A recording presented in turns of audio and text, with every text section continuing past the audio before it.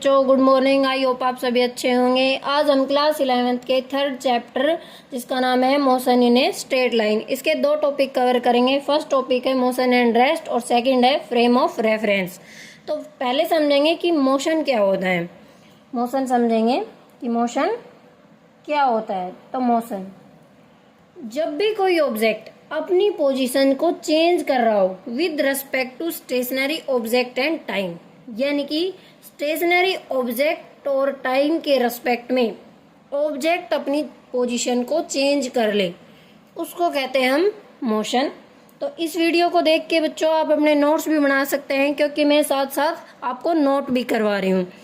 तो मोशन की डेफिनेशन लिख लेते हैं कि if A object changes its position with respect to time and stationary objects said to be in motion।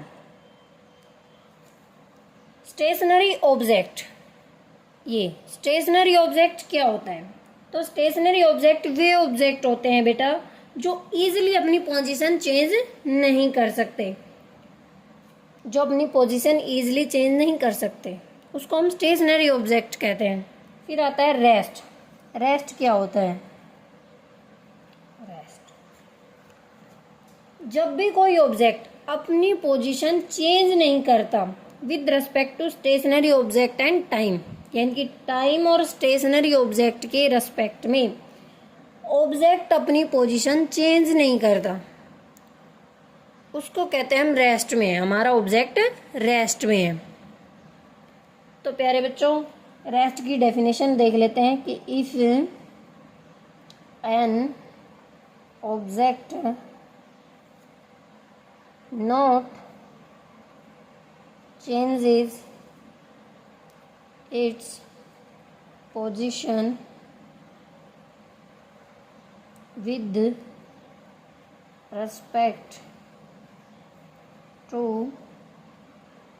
time and stationary object said to be in rest। For example के लिए ले लिया प्यारे बच्चों हमने कि ये कोई बिल्डिंग है, ये कोई बिल्डिंग है। इस बिल्डिंग के सामने यानी कि यहाँ पर कोई कार है। सपोज कर लिया हमने यहाँ बिल्डिंग के सामने कोई कार है, ठीक है। ये पॉइंट मान लिया हमने कि कार कोई ए पॉइंट पे खड़ी है, यहाँ पॉइंट ए, और ये कार मूव कर जाती है पॉइंट बी पर। ये 8 बजे कार यहाँ थी, 8:02 पे कार यहाँ आ गई, पॉइंट ए से पॉइंट बी पर आ गई, यानी कि कार ने अपनी पोजीशन टाइम के रेस्पेक्ट में चेंज कर दी। तो ये हो गया हमारा कि कार ने मोशन किया है। लेकिन जो बिल्डिंग है उसने अपनी पोजीशन चेंज नहीं की, तो हम क्या कहेंगे कि जो बिल्डिंग है वो रेस्ट में है। तो जो मोशन जो होता है प्यारे बच्चों वो फ्रेम ऑफ रेफरेंस के रेस्पेक्ट में होता है। तो अब हम समझेंगे कि फ्रेम ऑफ रेफरेंस क्या होता है। फ्रेम ऑफ रेफरेंस की बात करेंगे अब हम। Frame of reference, frame of reference के टाइप्स कितने हैं और फ्रेम ऑफ रेफरेंस क्या है ये देखें। तो जब भी हम किसी के मोशन की, यानी कि कोई भी ऑब्जेक्ट है, जब हम किसी ऑब्जेक्ट के मोशन को ऑब्जर्व करते हैं तो बेसिकली हमारे पास क्या होना चाहिए? फर्स्ट होना चाहिए ऑब्जर्वर होना चाहिए कि भाई जो ऑब्जर्व करे कि मोशन कैसा है ये सब। सेकंड होना चाहिए क्लॉक, जिससे हम टाइम माप सकें, क्लॉक होनी चाहिए। थर्ड होना चाहिए हमारे पास प्यारे बच्चों कोऑर्डिनेट, यानी कि जिससे हम डिस्टेंस नाप सकें। Coordinate axis. तो ये 3 चीज़ प्यारे बच्चों हमारे पास होनी चाहिए किसी भी चीज़ के मोशन को ऑब्जर्व करने के लिए में। तो फ्रेम ऑफ रेफरेंस क्या होता है फिर, यानी कि इन तीनों की मदद से ऑब्जर्वर, क्लॉक और कोऑर्डिनेट एक्सिस, इन तीनों की मदद से हम ऑब्जर्वर जो है वो डिस्क्राइब कर सकता है पोजीशन को, डिस्प्लेसमेंट को, असरलेशन को, जो मूविंग जो ऑब्जेक्ट है हमारे पास उसका, यानी कि मूविंग ऑब्जेक्ट की ऑब्जर्वर जो है वो डिस्क्राइब कर सकता है पोजीशन को, डिस्प्लेसमेंट को और असरलेशन को। तो उसको हम कहते हैं फ्रेम ऑफ रेफरेंस। तो इसकी डेफिनेशन लिखते हैं, फिर इसको टाइप्स देखेंगे। The frame of reference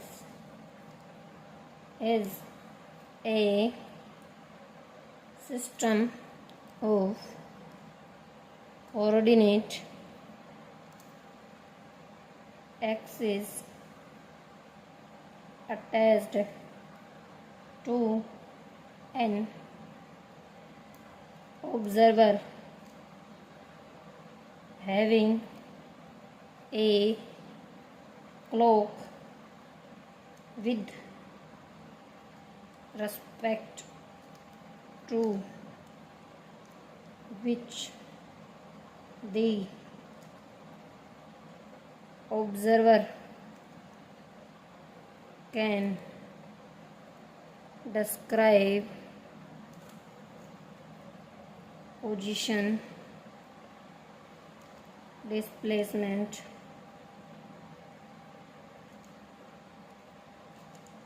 acceleration, etc. of a moving object। अब हम देखेंगे प्यारे बच्चों फ्रेम ऑफ रेफरेंस के types. Types of frame of reference. तो फ्रेम ऑफ रेफरेंस के 2 टाइप्स होते हैं। फर्स्ट होता है initial frame of reference, inertial frame of reference. और सेकंड होता है प्यारे बच्चों non inertial frame of reference, non inertial frame of reference. तो फर्स्ट हम देखेंगे कि इनर्शियल फ्रेम ऑफ रेफरेंस क्या होता है।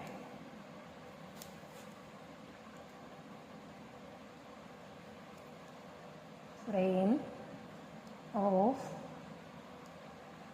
रेफरेंस, तो जो ऑब्जर्वर होता है या तो वो रेस्ट में हो या फिर यूनिफॉर्म स्पीड में हो, यानी कि प्यारे बच्चों जो ऑब्जर्वर है, ऑब्जर्वर की बात हो रही है, ऑब्जर्वर जो है वो या तो रेस्ट में हो या यूनिफॉर्म स्पीड में हो, तो उसको हम कहते हैं इनर्शियल फ्रेम ऑफ रेफरेंस। तो इसकी डेफिनेशन लिखेंगे, the frame of reference which is at rest or moving with a constant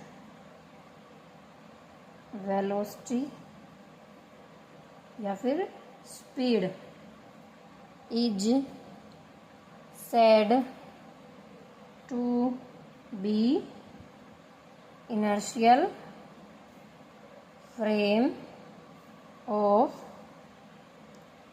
reference।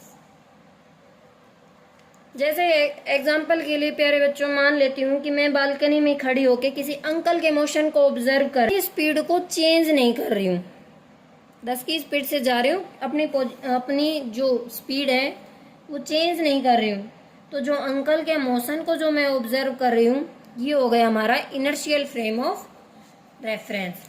फिर आता है non inertial frame of reference. Non inertial frame of reference. तो ये non inertial frame of reference होता है, ये प्यारे बच्चों ऐसा फ्रेम ऑफ रेफरेंस होता है जिसमें ऑब्जर्वर अपनी स्पीड को बार बार चेंज कर रहा है, यानी कि कांस्टेंट स्पीड से नहीं चल रहा। कभी अपनी स्पीड 60 करता है, कभी 50 करता है, कभी 40 करता है, कभी 70 करता है, यानी कि सेम स्पीड से नहीं चल रहा ऑब्जर्वर जो है। तो ये हो गया हमारा non inertial frame of reference. इसकी डेफिनेशन लिखेंगे, the frame of reference which is moving with a non-uniform velocity speed is said to be non-inertial frame of reference. तो मुझे उम्मीद है बच्चों आपको समझ आया होगा। Thank you. मिलते हैं नेक्स्ट वीडियो में किसी और इम्पोर्टेंट टॉपिक के साथ। तब तक के लिए बाय बाय, टेक केयर प्यारे बच्चों।